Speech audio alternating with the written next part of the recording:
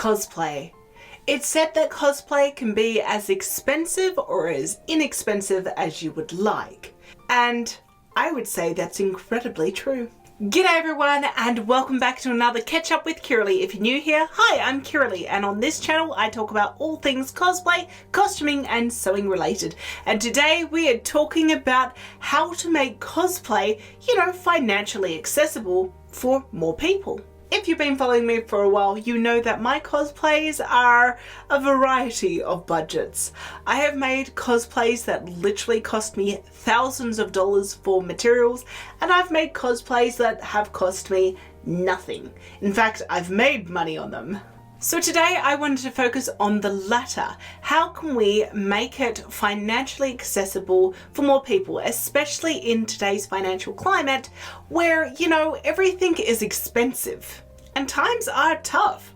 Trust me, I feel it. So whether you are brand new or you are an experienced cosplayer like myself and just want some pointers, let's dive into today's topic, shall we? So the first thing I want to talk about is something that I find has been very true for myself, and that is whether your cosplay is accurate or whether it is creative.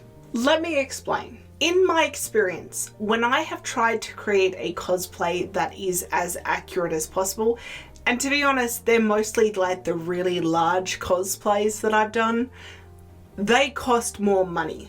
And usually that's because I'm putting those cosplays into a cosplay competition where accuracy is part of the marking. However, if you choose to take a more creative approach with cosplay, where everything's a little bit more shades of grey, if you will, then I have personally found that that has been much more financially freeing. Cosplays for funsies generally for me means it's cheap or free. And that's not to say that I have not seen cosplays being entered into cosplay competitions and even win awards when they have not cost a lot of money to make. But I would say, as a general rule, at least for me as a competitive cosplayer who has competed locally, nationally and internationally, those competition pieces are generally the most expensive because I'm trying to get them as accurate as possible, and for that I need very specific materials and fabrics, and choices were made. Which brings me to my next point, and that is use your stash. And if you don't have a stash, create a stash. And you might be wondering, well, Kiralee, how do I create a stash? It's very simple in my kind of opinion. At least the way that I have created a stash over years of cultivating this and other fabrics that you can't see that are off camera. And that is, I simply let people know that I sew and that I have a stash. I put it out into the universe and then they deliver going, hey, I've got X amount of fabric. Do you want it? Yes. Thank you. And to be fair, I've also destashed my stash at times. And we'll get on to that. Which comes to my next point, which is all about sharing with your mates. So, it is very important that when you have a stash and you've accumulated your stash, that you then share that stash. And your mates also know that their stash is an extension of your stash. And you can do swapsies in between stashes.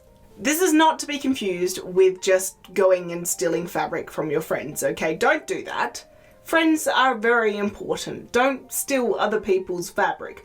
But it is really important, in my opinion, to be sharing resources, especially if you're not using them and especially if you don't have plans to use them. And don't get me wrong, there are certain fabrics within my stash that I'm sorry, you may be my best friend, you will not be able to take this from my hands. That is mine, you are not touching that. I get very, very particular about my silks. You can't just take my silks. I have to offer them to you. But everything else is almost fair game. And I will also say, before you start sending me messages saying, oh, I want that fabric, oh, I want that fabric behind you. No. This is only for my closest mates. I can't ship it around the world, guys. And likewise, these are the mates that I will reach out to if I need some fabric and say, hey, does anyone have this type of fabric? I only need like a meter of it. And they'll have a look at their stash and they will, you know, be able to help me sometimes. They're also the group of friends that when I destashed all of my fabric and I went through and realistically thought, okay, what am I going to use? They were the first people that I called and said, do you want any of this? And between 3 of my friends, the whole destash, which was a large amount of fabric, got divided up and went to their new homes. Yay for not wasting fabric. And I'm saying fabric, but realistically, this also works for other materials like foam, warbler, paints, you know, airbrushing stuff, like share with your mates. The next tip is don't be afraid to use social media. In particular, Facebook groups like Buy Nothing groups and even Facebook Marketplace.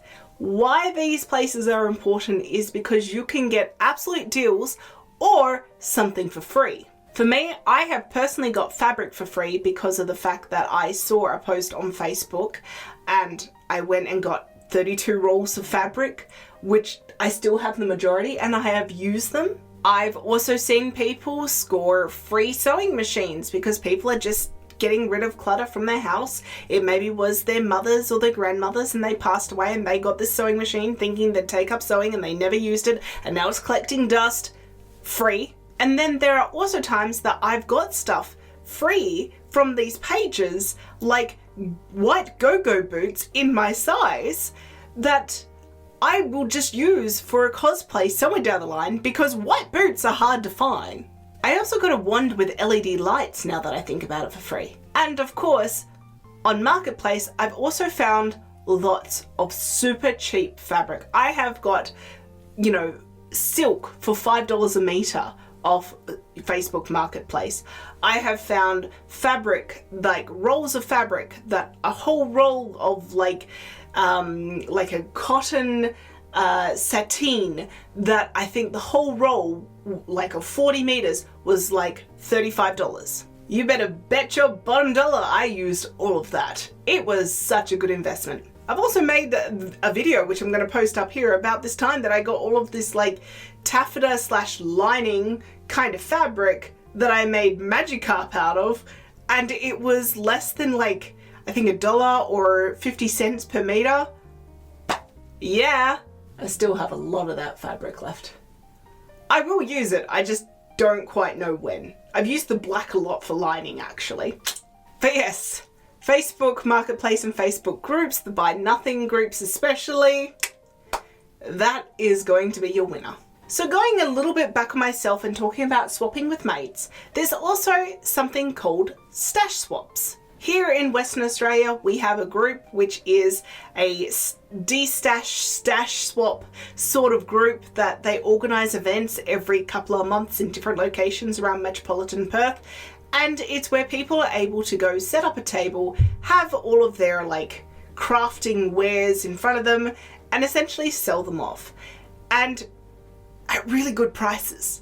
I got 4 packets of like baubles in different sizes that are like half baubles that are fantastic for creating things in cosplay, like orbs and like booby cups like to mold over and like bells and stuff like that for 50 cents a packet. So I paid $2 and got all of these baubles that I can use. I also got a packet of ribbon with 6 different ribbons inside of good meterage with good colours for 50 cents. I've used one of those ribbons in my latest cosplay that I'm currently making. These events are fabulous and they are certainly not just here in Western Australia, they are everywhere. So do check them out, have a little bit of a search around on Facebook groups, they'll probably have something there. And if you can't find one, then start one. And start with just your friends, bringing all of their fabrics together, have them over at your place, maybe chuck a bowl of chips in the middle, and, you know, swap stuff. And do it with extended friends. So it's not just your normal friends that you do your stash swap with. The next tip is to buy in sales or buy in coupons, and if you can, buy in bulk. Coupons aren't a really big thing here in Australia, at least not in Perth. Spotlight, which is our version of Joann's, they do occasionally have coupons, but realistically they're nowhere near as good as the coupons that you get in the States as Joann's. Like, there is not like a daily coupon. I really wish they had that.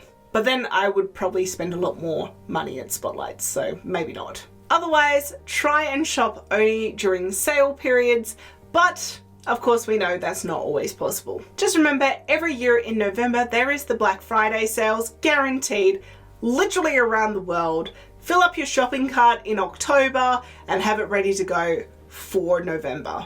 And if you're like me and love AliExpress, keep in mind at the start of November, there is also the 11th of the 11th sale on AliExpress, where you can also get some really good deals. November for AliExpress is just a fantastic month. You'll also have other sales throughout the year, like end of financial year sales, post-Christmas sales, that sort of thing. Just keep an eye out. And lastly, op shops. Now, this one is a little bit of a step back and reassess the situation, because I've been finding lately that op shops can be very expensive. It used to be the cheaper alternative to getting fabric and like bed sheets and linen and that sort of thing, but recently I've been finding that it's getting more and more expensive. Like, I used to be able to go in and get a duvet cover that was literally $2 and I would make an entire costume out of it. Now those same duvet covers are going for about $18. Well, that's almost the same price as what I can get brand new fabric, especially if it's on sale for. So with that being said, keep an eye out for op shops. Always go and visit, always try and support, but keep an eye out for the sales because they do happen at op shops and you can still score some very cool stuff for a cheaper price. And those are my 7 tips for allowing you to build a cosplay that is on a tight budget, or a $0 budget. I hope that you've enjoyed this video. Make sure you like, subscribe, comment, all of that good stuff, and I'll see you all in the next video. Thanks for watching. Bye!